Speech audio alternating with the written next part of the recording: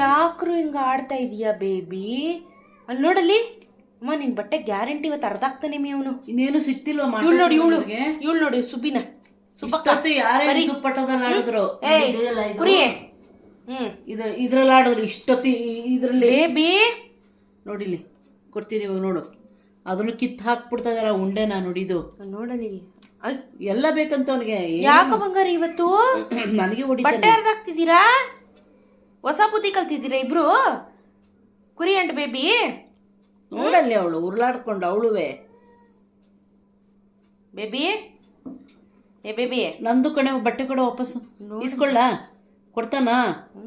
ನೋಡಲಿ ನೋಡಲಿ ಅಮ್ಮ ನನ್ನ ಬಟ್ಟೆ ಅರ್ಧ ಆಗ್ತಾನ ಅವ್ನು ಗ್ಯಾರಂಟಿ.